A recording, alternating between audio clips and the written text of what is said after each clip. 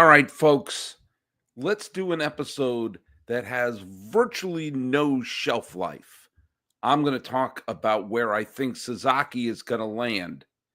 And this episode could be obsolete before I'm done recording it.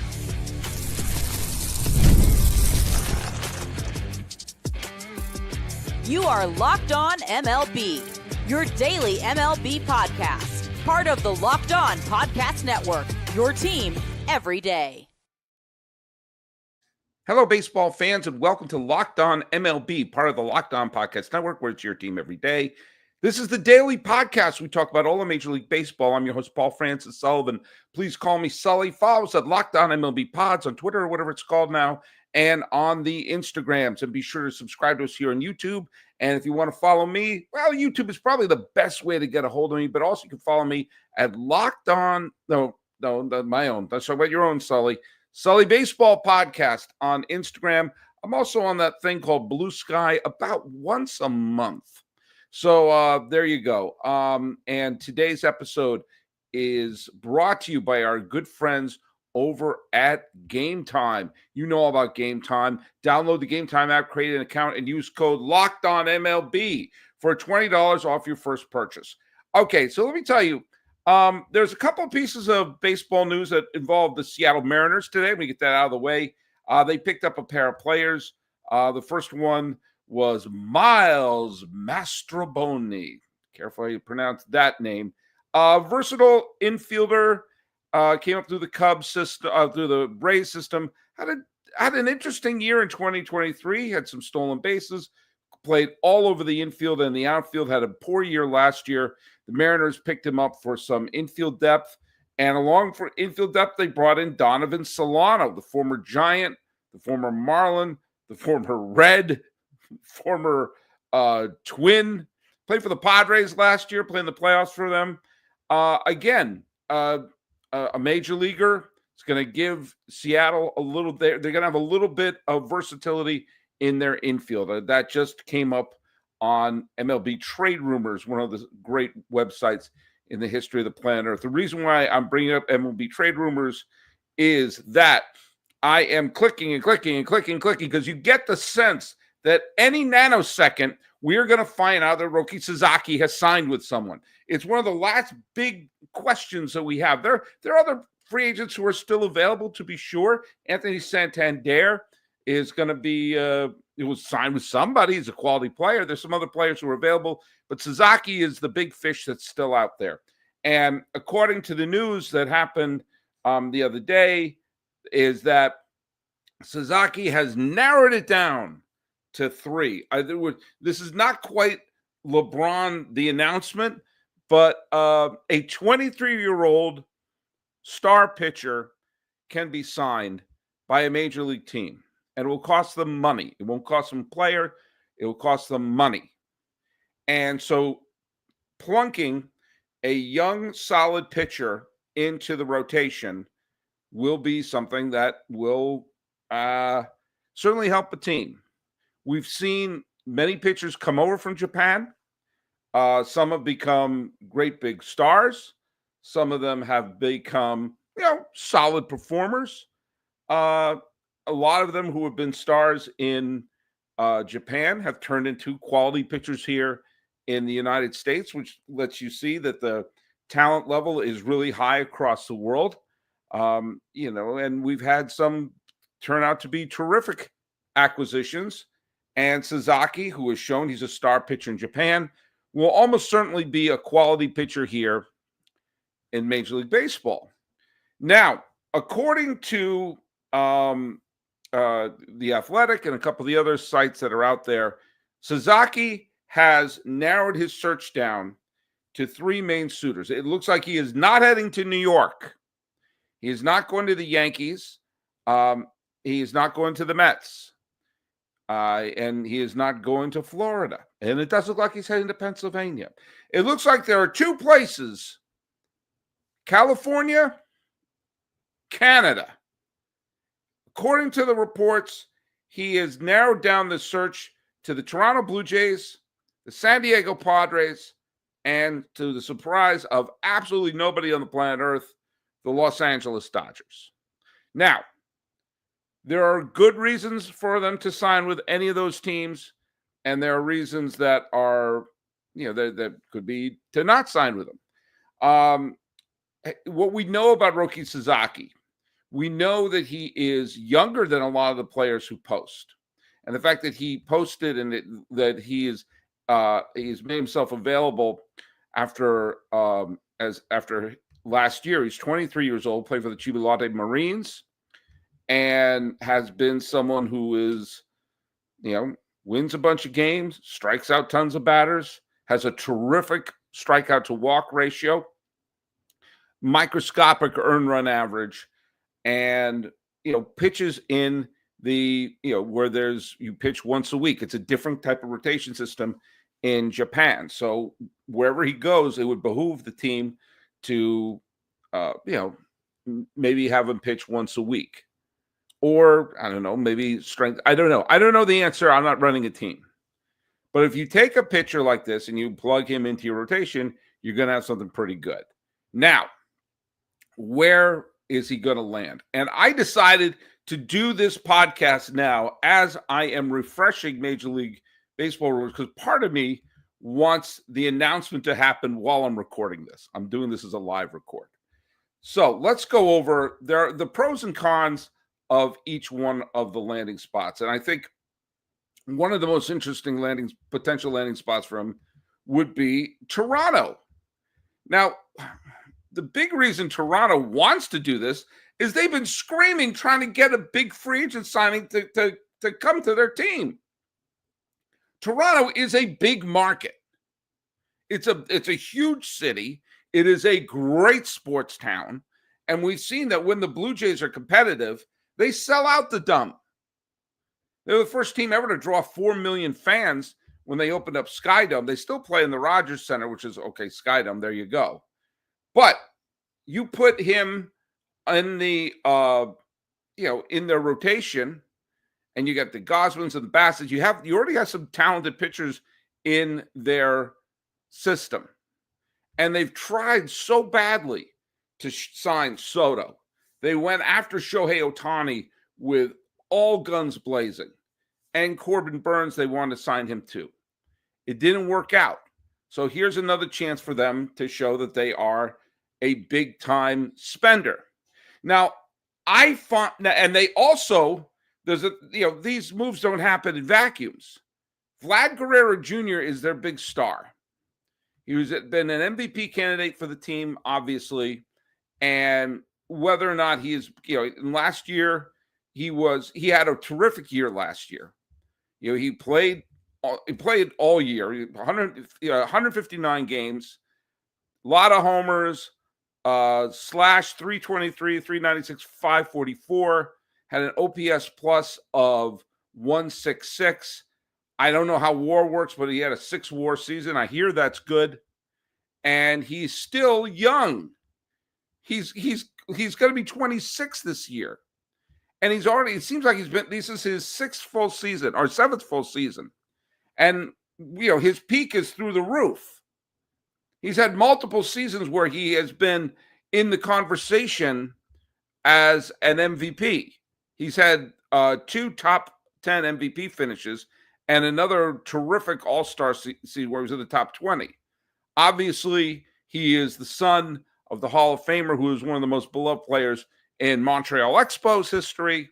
Vlad Guerrero Jr. has done what you want him to do and has found, lest we forget, he was brought up as a third baseman, and he has found a home basically as your DH first baseman on the team. And he's also a potential free agent. He could skedaddle very, very soon. And so they want him to stick around. They should be re-signing him, and bring in a big, huge superstar is step one in saying, hey, we're serious here. Now, there's a couple other things that I do not understand the Blue Jays organization. I have talked about this. I've not been shy about this.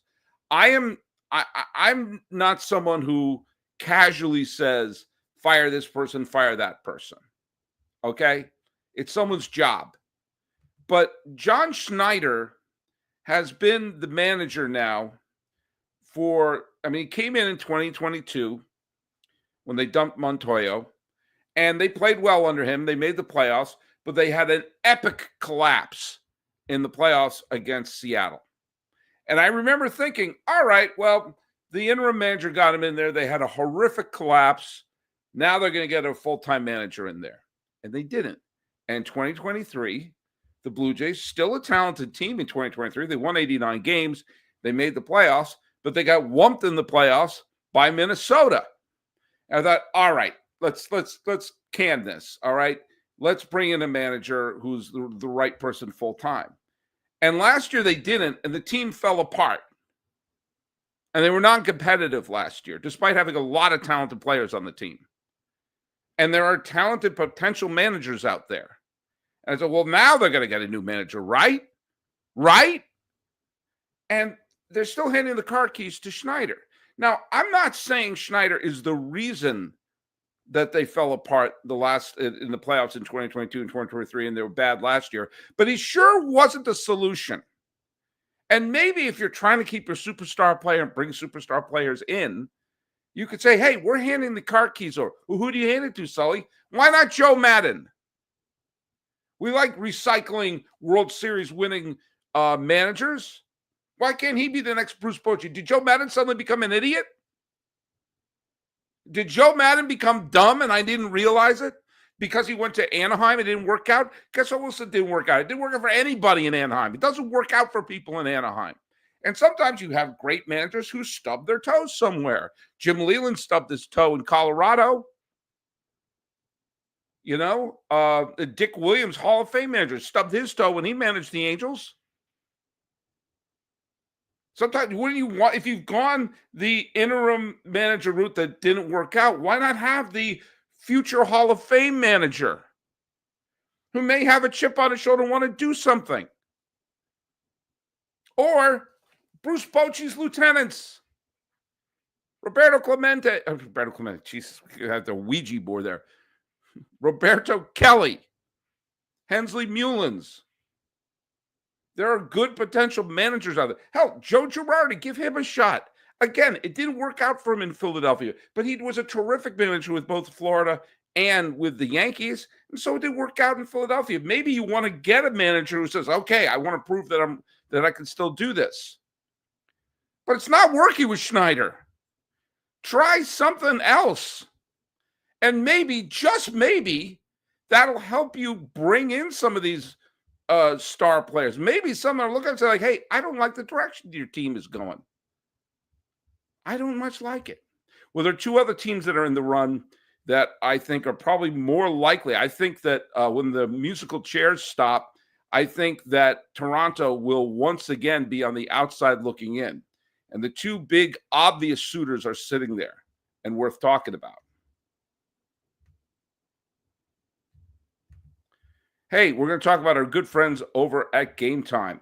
I love going to live events, whether it's sports, music, theater, comedy. One of my favorite moments of last year was going to Game 6 of the 2024 National League Championship Series at Dodger Stadium. The energy, the excitement there was palpable. And I got my tickets through Gametime. Now, Gametime has made it easier to get tickets for your favorite events. Their new feature, Gametime Picks, this feature filters out the fluff. Say that 3 times fast to show you only incredible deals on great seats so you don't have to waste time searching through thousands of tickets. When I went to the National League Championship Series using the Gametime app, I used the Gametime Picks. I got a great deal, and I could even view where I was sitting and get the view from the seat on the app before I bought it. Super deal. Was particularly impressive, offering great seats at unbeatable prices. And the app's all-in pricing shows the total cost up front with no surprise fees at checkout. Take the guesswork out of buying tickets with Gametime. Download the Gametime app, create an account, and use the code LOCKEDONMLB. That's Locked On MLB for $20 off your first purchase. Terms apply. Again, create an account and redeem the code Locked On MLB for $20 off. Download Gametime today. What time is it? It's game time. Now, obviously, the Dodgers are in. And the Dodgers are, I think, a really interesting potential landing spot. If you are a Japanese fan, then you're already watching them because they have the biggest star in the world in Ohtani, and Yamamoto is already there. And there have been other great Japanese stars who have played for the Dodgers, including Hideo Nomo, who was really the first player to start the great new wave of Japanese players playing in the United States. And there's not wouldn't be the ton of pressure to have on him. Now, before you say the Dodgers have too many people, remember they came crawling into the World Series with an absolutely shattered starting rotation. And where you had to play a bullpen game at least one time per series. And which means if you had someone get bombed the way Flaherty did in that game 5, you're going to be doing back-to-back bullpen games. And so you are never going to find yourself with too much pitching. If you say I have too much pitching, wait. Just wait, because eventually you'll be recalling someone from wherever your AAA team. I was about to say Pawtucket. And so if you put him in there, and you got Yamamoto, and you've got Sasaki, so maybe you could do a 6-man rotation, and you're going to have Ohtani. You have Ohtani, Yamamoto, Sasaki. You got Blake Snell.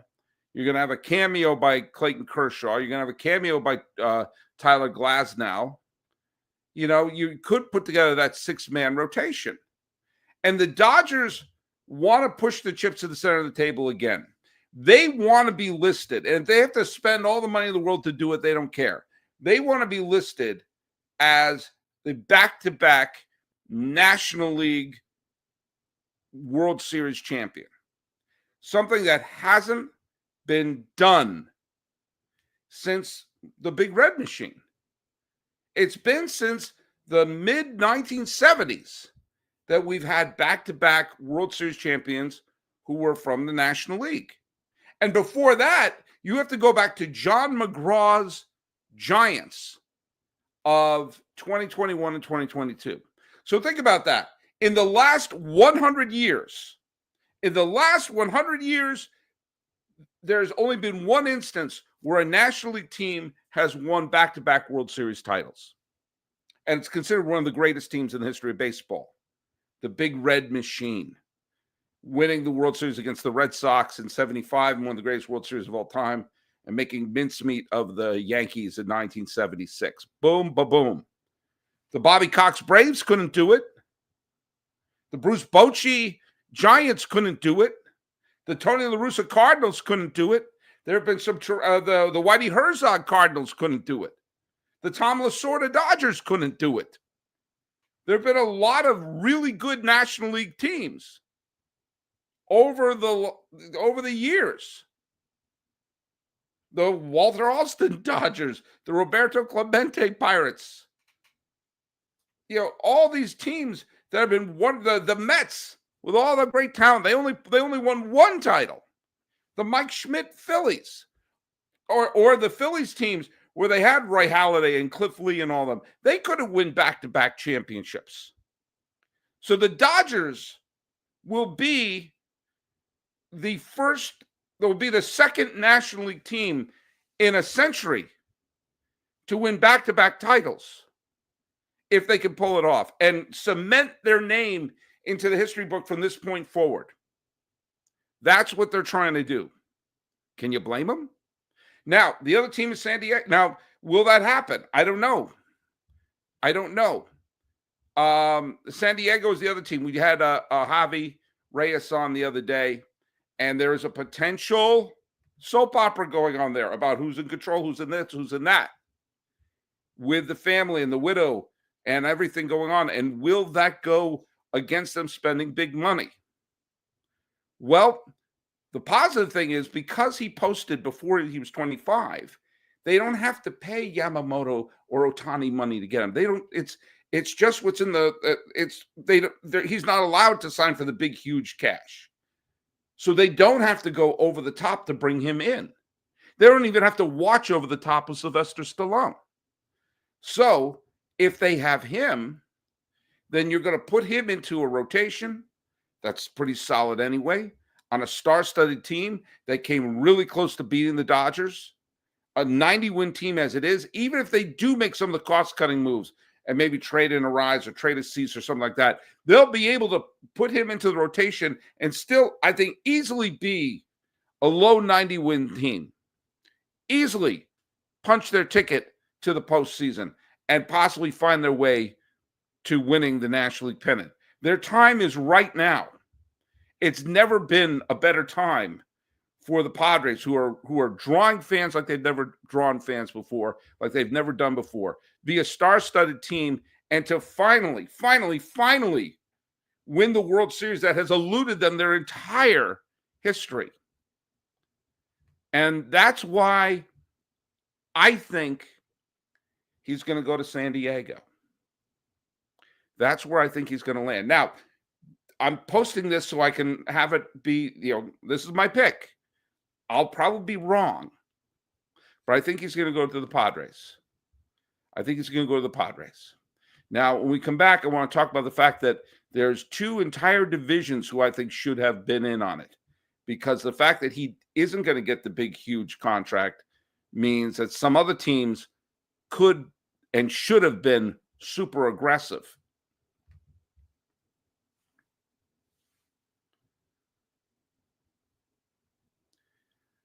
I do not understand why the Central teams were not in on him big time. Every Central team.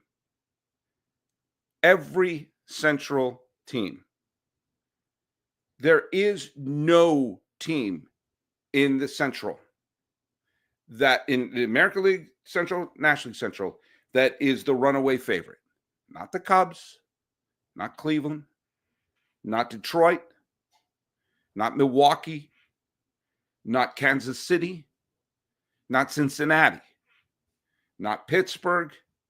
I think the only team not Minnesota.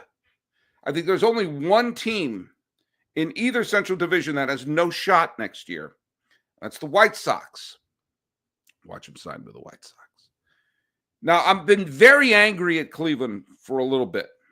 Dolans are one of the wealthiest families who own a baseball team. This is a 90-some-odd win team in a winnable division. I'm not saying the division's bad. The American League Central sent 3 teams to the playoffs last year. But the American League it's a ton of parity right now. There is no great team in the American League. Not the Yankees. They're a good team. They're not a great team. And they just lost an MVP candidate. Who knows how big that Jenga piece is? Cleveland is a good team with good hitting and some good pitching. And a hit here or a hit there, a well-placed extra base hit in the 9th inning of Game 5 of the American League Championship Series. And next thing you know, there's a Game 6. And who knows what? Once you put it back to Game 6, anything can happen. Cleveland was a hit here and a hit there to being tied in that series 2-2. Remember, Game 4 was tied late. My voice went up. And they have the money in Cleveland to make the changes and to put them over the top. And to potentially win the first World Series title since 1948 and take the team off the schneid. And all they have to do is spend a little bit. Not, as I said yesterday, not even put them in the top echelon. Just have a mediocre payroll with the talent they have right now, and they could potentially win the pennant. And they could sign a Sasaki and not break the bank because of the posting rules. If you're Minnesota looking to, make a difference, get to the World Series for the first time since 91, if you're Detroit looking to potentially take over that division, or if you're Milwaukee looking to win the first World Series championship since Fonzie was living above the Cunningham's garage, you make those moves. And you don't have to compete and give him an Ohtani contract. Why are there no Central teams involved in this? I don't understand, and neither do you. But they should be. Hey, a lot of people are here in the chat as I'm doing this live. Stephen Colatrella is, I'm here live from Italy. Buongiorno. Buongiorno. Where in Italy are you right now? Northern Italy? That's where my ancestors are from the Italian side of my family, from the Reggio Emilia section in the northern Italy. If you're there in northern Italy, go to Bergamo. Great food. Although I have a feeling you can find good food anywhere in Italy. Ballard Sports Media says, hey, Sully, love the pod. I love Ballard Sports Media. Let's just say, John White says, I hope he chooses David over Goliath. I get it. David would probably be the Blue Jays, quite frankly. But Goliath is tough. I'd sign with Goliath if they're paying me that money, and so would you. BOY Prod says, love the pod, by the way. I'm Rams for life, Puka 17. I thought so. I did a whole podcast where I was answering your question about the Braves. Thanks for listening in there. Gallo 4978 says he's going to go to Toronto. I hope so. Jonathan, I'm going to mispronounce your name. I apologize. Shan Cup says Sasaki is going to rigged LA deferred. Okay, there's a lot of sour grapes going on there. So not much to go there. Hey, Stephen Colatrella says, I live in Paducah near Venice. Venice. I've been to Venice. I went there back in 1982 when I was 10 years old. And I was there. I had to walk on those planks during high tide. Great food in Venice, but he says Bergamo is awesome. I agree. That's right. Well, do you know what? I would love to do a podcast from Bergamo. So, Stephen, if you can figure out a way we can get out there, you let me know. All right. Well, I have been refreshing MLB trade rumors, and the only thing is that according to Fabian Adriana and Ken Rosenthal of The Athletic, Roki Sasaki had another meeting with the Dodgers. Be prepared to be angry. I still think he's going to go to San Diego. I think it makes the most sense. And I think the Padres know that time is now, even if they're having a massive, massive soap opera. Okay, well, that's about it for right now. We'll find out how wrong I am. So follow us at Locked On MLB Pods on Twitter or whatever it's called now, and on Instagram. I am your pal Sully. I'm at Sully Baseball on Blue Sky, I guess. Just put comments right down here on the YouTubes. That's probably the best way to get a hold of me. Talking about Roki Sasaki and making predictions of where of the three landing spots he will go. This has been Locked On MLB for the 14th day of January 2025. I'm your host, Paul Francis Sullivan. Please call me Sully.